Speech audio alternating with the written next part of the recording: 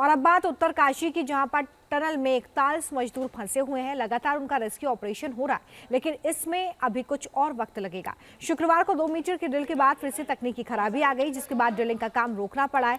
इस बीच सूत्रों के हवाले से खबर है कि अब टनल में हाथ से मलबा हटाया जाएगा।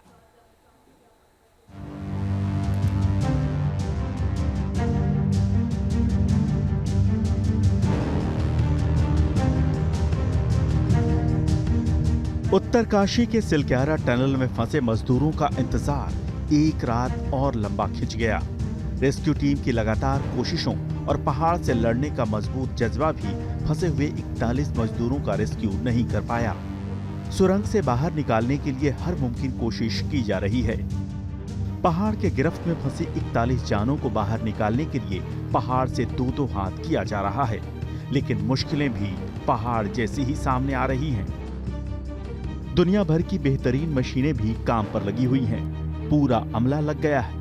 विदेशों से एक्सपर्ट बुलाए गए हैं। मुख्यमंत्री, केंद्रीय मंत्री, प्रधानमंत्री सब ने इस ऑपरेशन को टॉप प्रायोरिटी पर रखा। बावजूद इसके मशीनें मानो पहाड़ के सामने बार बार घुटने टेक रही हैं। लेकिन इन मुश्किलों के बावजूद रेस्क्यू ऑपरेशन में जुटी टीम ने घुटने नहीं टेके हैं। कभी बोल्डर तो कभी रॉड, ड्रिलिंग के रास्ते में कई रोड़े आए, लेकिन कोई भी मुश्किल रेस्क्यू टीम के हौसले को डिगा नहीं पाई। अमेरिकन आगर मशीन रुकी हुई है और ये वही मशीन है जिस पर सभी का ध्यान है और जो ड्रिल करके पाइप को अंदर पुश कर रही है, और जिस मशीन के ऊपर सबसे ज़्यादा दारोमदार उन 41 लोगों को निकालने का है, वो अभी तक शांत है। दरअसल टनल में हॉरिजॉन्टल ड्रिलिंग के लिए अमेरिकन ऑगर मशीन का इस्तेमाल किया जा रहा है। ये मशीन चट्टान और मिट्टी को तो आसानी से काट देती है, लेकिन लोहे के बीच से रास्ता नहीं बना पाती। ड्रिलिंग के रास्ते में लोहे या किसी दूसरे मेटल का कोई सामान आने पर खुदाई को रोककर बाधा को हटाना पड़ता है। इसके बाद टनल में एनडीआरएफ का एक जवान जाता और गैस कटर से लोहे को काटकर उसे हटाता। एक और मुश्किल सामने आई, टनल की घटती चौड़ाई। जैसे जैसे ड्रिलिंग मशीन के सामने लोहे का सामान या कोई दूसरी बाधा आती, उसे तो मैन्युअली हटा लिया जाता, लेकिन उससे आगे ड्रिलिंग के जरिए कोई रास्ता बनाया जाता, उसकी चौड़ाई पहले के मुकाबले कम होती। उत्तरकाशी जिला मुख्यालय से करीब 30 किलोमीटर की दूरी पर स्थित सिलक्यारा सुरंग का एक हिस्सा 12 नवंबर को ढह गया था। इसके बाद रेस्क्यू टीम बनाकर फंसे मजदूरों को निकालने का काम लगातार जारी है। सबसे पहले अंदर ऑक्सीजन का पाइप डाला गया। इस बीच फंसे हुए मजदूरों तक एक पतली पाइपलाइन के जरिए भोजन, पानी, ऑक्सीजन, बिजली और दवाओं की सप्लाई की गई। शुरुआती कोशिशों में सफलता नहीं मिली तो ड्रिलिंग के लिए अमेरिकी ऑगर मशीन मंगवाई गई। इसकी मदद से तेजी से खुदाई का काम होने लगा, लेकिन 24 मीटर की ड्रिलिंग पूरी होने के बाद 17 नवंबर को मशीन के रास्ते में पत्थर आ गया, जिसके बाद ऑपरेशन को रोक दिया गया।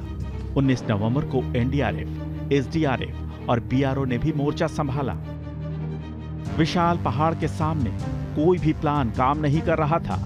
हर कोशिश नाकाम होती दिख रही थी। इसी बीच प्रधानमंत्री नरेंद्र मोदी ने सीएम पुष्कर सिंह धामी से बात कर हर संभव मदद देने का आश्वासन दिया। 21 नवंबर को देश को थोड़ी राहत तब मिली जब बचाव कर्मियों ने सुबह अंदर फंसे मजदूरों का पहला वीडियो जारी किया। 22 नवंबर तक उम्मीद जागने लगी कि जल्द ही मजदूर टनल से बाहर आ जाएंगे। 800 मिलीमीटर चौड़ी स्टील पाइप्स की हॉरिजॉन्टल ड्रिलिंग करीब 45 मीटर तक पहुंच चुकी है, लेकिन ड्रिलिंग के दौरान कुछ लोहे की छड़ें मशीन के रास्ते में आ गईं। 23 नवंबर को लोहे की छड़ों के कारण ड्रिलिंग में 6 घंटे की देरी हुई। लोहे की छड़ को हटाने के बाद ड्रिलिंग की फिर शुरुआत हुई। 24 नवंबर को लोहे के सरिये की वजह से एक बार फिर ड्रिलिंग का काम रुका। रेस्क्यू टीम की लगातार कोशिश जारी है। रेस्क्यू के रास्ते में चाहे चट्टान आए या फिर रॉड, टीम ने हिम्मत नहीं हारी। हर बार नया प्लान बनाया, नए जोश के साथ काम शुरू किया और रेस्क्यू ऑपरेशन को रुकने नहीं दिया। हौसला अभी भी बुलंद है। 41 मजदूर सुरंग के बाहर आएंगे, क्योंकि कितना भी बड़ा पहाड़ हो, इंसानी हौसले के सामने सब छोटे हैं। उत्तरकाशी से सैयद आमिर के साथ टीम न्यूज़ नेशन।